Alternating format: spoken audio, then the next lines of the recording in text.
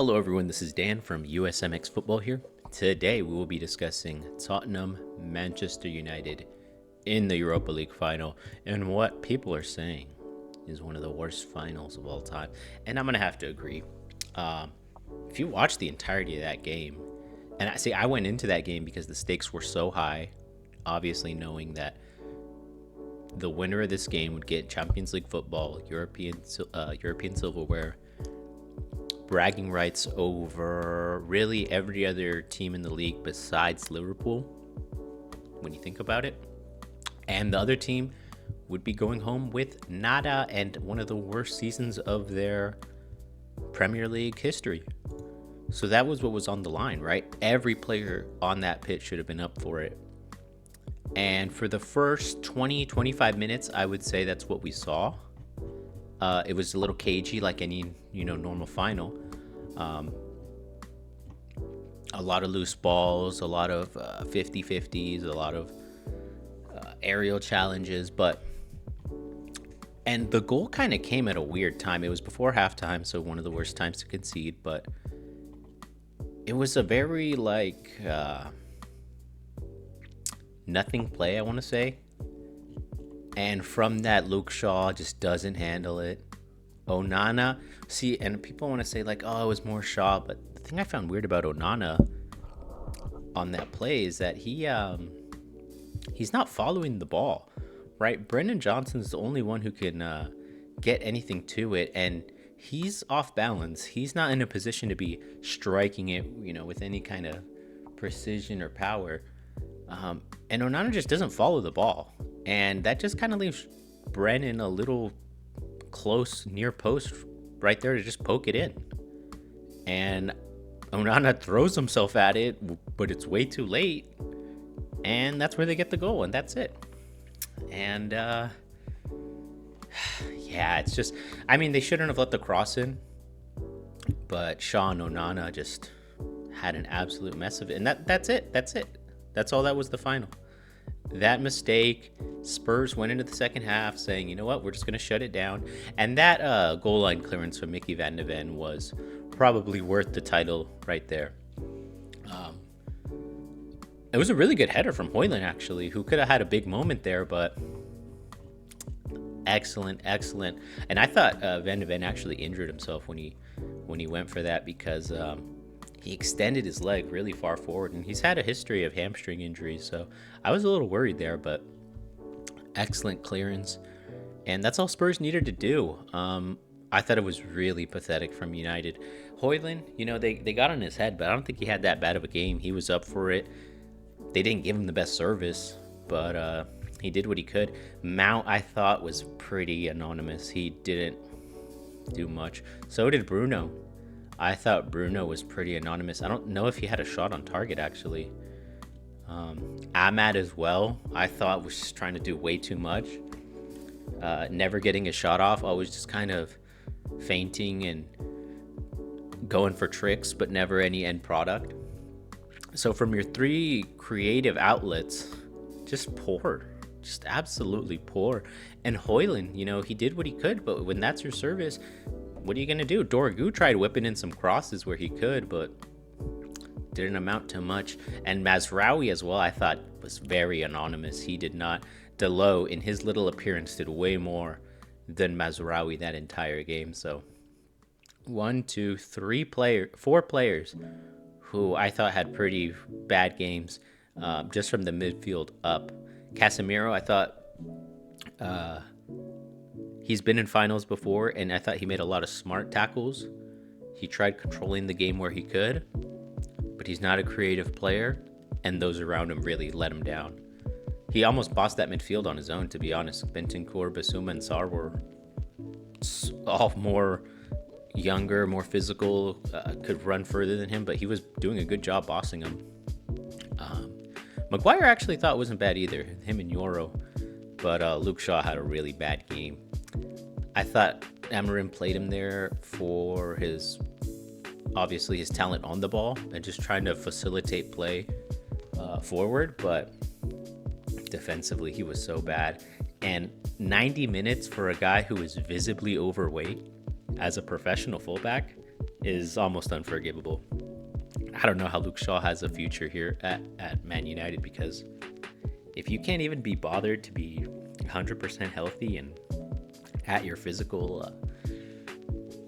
prime, physically as good as you can be. I don't want to say prime, but I don't know how you can call yourself a professional. Probably the worst player on that pitch. I don't know how he did the whole 90, to be honest. And you're taking off people like Dorgu. Yeah, that made no sense to me. So I thought Amorim, in the preview, I said that it kind of looked like he was getting something, with the team he had, but I thought his substitutions were way too late as well. I thought, wait, is it the 70th minute when the first sub came on, right? Yeah. Spurs had subs before. Yeah, you take off Xerxes. See, why are you taking off Højlund for Xerxes? Take off Mount. And then take off Mazraoui and throw on Garnacho. Like, just having one striker who's not even that, like, Xerxes all right, but I wouldn't say he's clear of Højlund. That was a weird sub. Just waiting that long for Delo, who was putting way better crosses in than Mazraoui. That made no sense. And then the Mainu one was really probably the most offensive, because Kobe should have started. When one of your most talented players isn't on that field, it doesn't make sense. And I think this is going to cost Bruno his job, or Ruben his job. We talked about in the preview how even though, they've had a really bad season, that you expect them to be doing better.